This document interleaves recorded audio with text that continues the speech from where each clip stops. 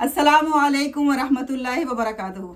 नाज़रीन आदाब, मैं आप सभी का तहे दिल से शुक्रिया अदा करती हूँ कि आप हमारे इस प्रोग्राम को इतने ज़ौक़ शौक़ के साथ देख रहे हैं, क्योंकि आजकल हम पेश कर रहे हैं जनाब सैयद हसन कमाल साहब की ज़िंदगियों की चंद झलकियाँ। और उसमें अब तक हमने बहुत सी यूनिक बातें सीखी जो आम तौर पर लोगों के इल्म में नहीं थी। आज हम बात करेंगे उनके एक बहुत ही इंतहाई क्रिएटिव पहलू की, यानी उनकी तख्लीकी सलाहियतें। उन्होंने अपना तसनीफ़ी सफ़र शुरू किया, उन्होंने अफ़साने लिखे, मज़ामीन लिखे, आर्टिकल्स लिखे, उन्होंने शेर व शायरी भी की। इन सब पे आज हम तफसील से बात करेंगे। तो आइए सबसे पहले हम उनका इस्तकबाल करते हैं। अस्सलामु अलैकुम वरहमतुल्लाहि वबरकातुहू। वालेकुम अस्सलाम वरहमतुल्लाहि वबरकातुहू। तो आप सबसे पहले ये बताएं कि आपका तसनीफ़ी सफ़र कैसे शुरू हुआ और आपने किन किन असनाफ में तब आजमाई की, और शेर व शायरी की तरफ आपका रुझान कैसे पैदा हुआ? दरअसल बाप के जो असरात होते हैं, जरासीम होते हैं ना, खूबियाँ और बेटे के अंदर ऑटोमेटिक पहुंच जाते हैं। जी। मेरे अब्बा भी अच्छे शायर, अच्छे मजमून निगार थे और उन्होंने कई जगह पर इस काम को अंजाम दिया था। रहबर एक रिसाला निकलता था मलमल से, लाइब्रेरी का ऑर्गन था, वो उसके एडिटर थे और से दराज तक उसको उन्होंने चलाया। बहरहाल ये जरासीम मेरे अंदर पहले से पाए जाते थे। चुनांचे जेनेटिक्स आप करें, ये जेनेटिक्स है, लेकिन हाँ। मुझे लगता है आपके और भाई बहनों के अंदर तो ये जरासीम नहीं आया, आपके अंदर ही ये देखे गए हैं। हाँ, तो जी तकसीम हो जाती है, किसी को कुछ मिला, किसी को कुछ मिला। जी जी। तो बहरहाल जब मेरे अंदर ये मादा था तो जब मैं नदवे पढ़ रहा था उस ज़माने में ना एक वाक़या पेश आया था। वो कलवाही के जो हेड मास्टर थे मिडिल स्कूल के, उनके साथ पेश आया था कि उनके कई बच्चे थे, लेकिन उन्होंने इसके बर्थ कंट्रोल के लिए अपने बच्चों को मतलब बर्थ कंट्रोल करवाया और 2-3 बच्चे जो है चंद दिन के अंदर इंतकाल कर गए, तो खाली हाथ रह गए। तो इस वाक़े ने मेरे ऊपर बहुत मुझे अंदाज़ किया। तो मैंने वहीं पढ़ते हुए यहाँ लखनऊ में एक आर्टिकल लिखा और बताया कि इंसान अपना मंसूबा किस तरह बनाता है और अल्लाह के मंसूबे किस तरह होते हैं, तो हमें इस रास्ते को अपनाना नहीं चाहिए। बहरहाल ये मेरी पहली तख्लीक़ थी। उसके बाद मैं मुसलसल लिखता रहा और हर मैदान में तो मैंने तब आज़माई की। शेर व शायरी का मैदान में जितनी असनाफ़ हैं, गज़ल है और क्या कहते हैं, क्या और गज़ल है और नज़में भी लिखी आपने बहुत सी। हाँ, नज़में लिखी, गज़ल लिखी, तराना लिखा बच्चों के लिए बहुत जी, ज़्यादा, सहरा लिखा आपने, सहरा भी। लिखा, जी। मरसिया लिखा लोगों के लिए।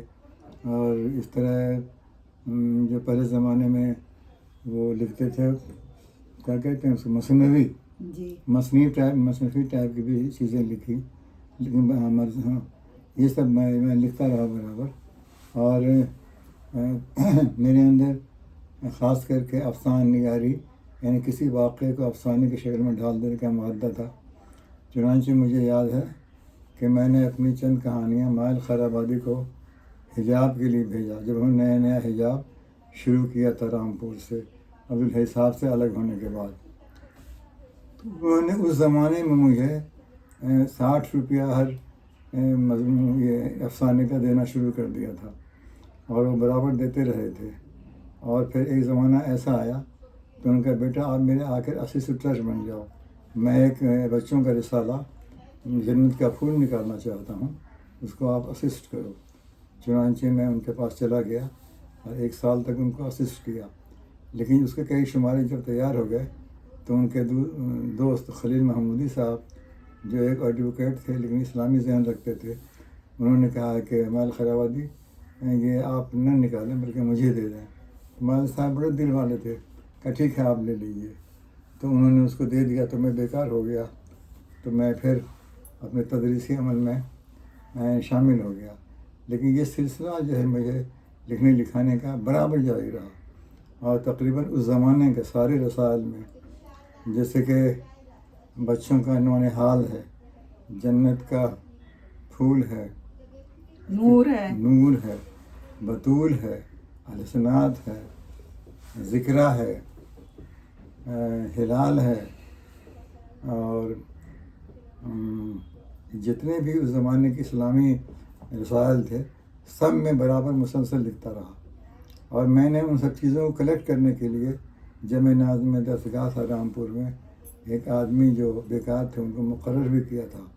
उन्होंने अपनी मेहनत से मोटी मोटी 3 कापियाँ कायम की, जमा की थी, मेरे तसनीफ़ात की जमा किया था।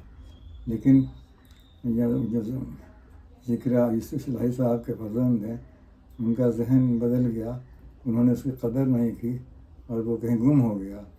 वो दूसरे मशागिल में लग गए और तसनीफ़ तालीफ से उनका ताल्लुक़ ख़त्म हो गया। ये बहुत अफसोसनाक पहलू है मेरी ज़िंदगी का कि वो सरमाया जो मैंने जमा करवाया था वो इस तरह से ख़त्म हो गया। बहरहाल जो कुछ है वो अभी भी फ़ाइलों में मौजूद है और उसको कलेक्ट किया जा सकता है। तो इस तरह मेरी ज़िंदगी लिखने लिखाने में लगी रही। बल्कि यूँ कहिए कि मैंने जो सफ़र किया कश्मीर का, तो उसमें ये जज्बा हमें शामिल था कि मैं वहाँ एक नई सीनरी और नए माहौल में नई नई कहानियाँ तसनीफ़ करूँगा, और वो मैंने किया भी वहाँ पर। और तो बहरहाल जी बहुत बहुत शुक्रिया आपका कि आपने सभी अपने तसनीफ़ी सफ़र में आपने मज़ामीन भी लिखे, अफसाने भी लिखे।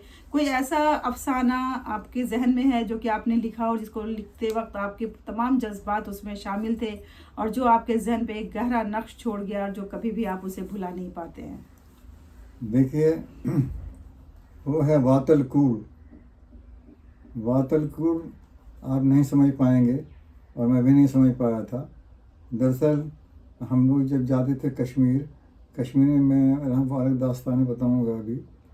तो कश्मीर में गुंदो एक जगह है, तो वहाँ एक हमारे दोस्त थे जो माशाअल्लाह वो क्या कहते हैं उसको, मजिस्ट्रेट थे।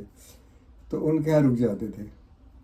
तो उनके यहाँ रुक गए तो मैंने ज़रा उनके बीवी की तारीफ़ की। तो उन्होंने कहा, अरे इसकी तारीफ़ क्या करते हैं, ये वातल कूड़ है। ओह तो अब मुझे तजस्सुस पैदा हुआ, लेकिन उन्होंने इस तजस्सुस को खोला नहीं, बल्कि बताया कि वातल कूड़ की कहानी क्या है। तो उन्होंने बताया कि जो हम बदरवा में पढ़ रहे थे और मेरी तालीम का ख़त्म हुआ था, नौकरी नई नई मिली थी, तो इस्लाम का जोश बहुत था मेरे अंदर और मैं सारी दीवारें तोड़कर इस्लामी लिहाज से शादी करना चाहता था। तो एक दोस्त सलीम साहब, उनके यहाँ मैं जाया करता था, तो उनकी बहन मुझे बहुत पसंद थी। मैंने इसका इजहार भदरवा के अच्छे अच्छे लोगों से सबों से किया। तो वो सुन लेते थे, हाँ ठीक है, लेकिन उछू वातल कूड़, ये बात तो आपकी ठीक है लेकिन वो वातल कूड़ है। तो मेरी हिम्मत नहीं होती थी कि मैं इस बात को किसी के पास पेश करूं, क्योंकि वो रहने वाले थे पंजाब के, वो वातल कूड़ नहीं जानते थे कश्मीरी ज़बान। तो एक दिन क्या हुआ, 2 लड़कियों में झगड़ा हो गया। तो दोनों आई इंसाफ के लिए महर साहब उनके पास, कहा सर इसने हमको वातल कूड़ कहा है। तो इनको महसूस हुआ कि आज मुझे इसका जवाब मिल जाएगा। तो कहा क्या हुआ वातल कूड़ कहा? तो अरे वातल कूड़ एक गाली है जो मुझे दिया है इसने। तो उस दिन उन्होंने उसका हल मालूम किया। तो मालूम हुआ कि वातल माने होते हैं मोची, कूड़ माने होते हैं लड़की। मोची की लड़की है, ये एक गाली समझी जाती थी यानी कश्मीरी ज़ुबान में। तो बहरहाल उन्होंने कहा कि मैं पंजाबी था और यहाँ ये वाक़या पेश आया, तो मैं तो इस्लामी जोश में था। मैंने कहा नहीं, मैं करूँगा तो इसी से, और चाहे वातल कूड़ या कुछ भी हो। तो उनकी शादी हुई और इसी चीज़ को उन्होंने उस दिन बयान किया मेरे सामने।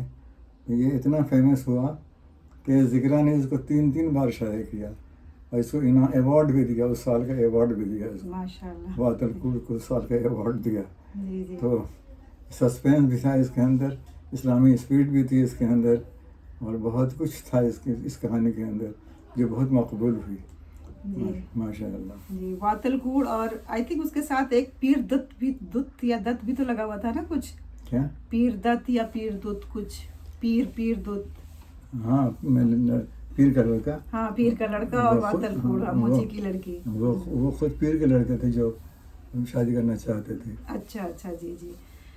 تو بہت ہی صحیح معنوں میں اچھی کہانی ہے جہاں پہ ذات پات اور اونچی نیچی برادری سے پرے ہٹ کر کے انہوں نے شادی کی اور اس کو نبھایا.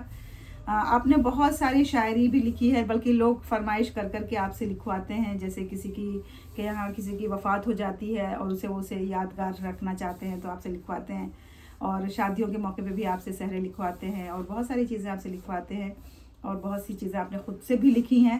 تو کچھ ایسی کچھ یادگار اشعار جو آپ کے ذہن میں ہیں، اگر آپ ہم سب کو بتائیں تو ہم بھی اسے مستفید ہوں گے. دیکھیے میں نے بچوں کے لیے ترانے بھی لکھے ہیں، تو ترانے میں نے صرف بچوں کے لیے لکھے ہیں. وہ تو یہ بچے کے ترانے بہت مقبول ہوئے ہیں. ہمارے اسکول میں ہم پڑھاتے رہے ہیں اس کو، اور لوگوں نے اپنے اسکولوں میں بھی اس کو نقل کیا ہے نا.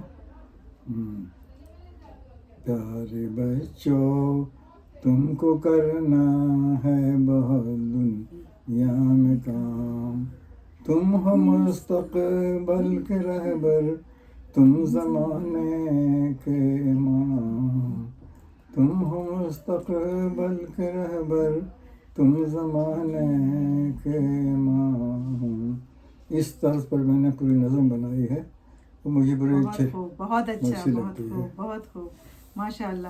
جی بہت بہت شکریہ آپ کا، اور آپ نے اپنا قیمتی وقت ہمیں دیا، آپ نے بتایا تفصیل سے اپنے تصنیفی سفر کے بارے میں. انشاءاللہ آپ سے پھر گفتگو ہوگی اور ہم جانیں گے تفصیل سے آپ کی پروفیشنل لائف کے بارے میں، کہ آپ نے کشمیر میں بھی وقت گزارا ہے، آپ نے آسام میں بھی ملازمت کی ہے، آپ نے ناگپور میں، آپ نے چارلس بوکارو میں، دربھنگا میں، اور فائنلی آپ بامبئی میں ہیں. تو ان تمام جگہوں پہ آپ کس حیثیت سے مختلف ملازمتوں سے منسلک رہے، اس پہ تفصیل سے گفتگو کریں گے. ناظرین آپ ہمارے ساتھ بنے رہیے اور ضرور دیکھیے یہ سارے ایپیسوڈ جو ہم شو کر رہے ہیں جناب سید حسن کمال صاحب کی زندگی کے بارے میں. آپ سب کا بہت بہت شکریہ.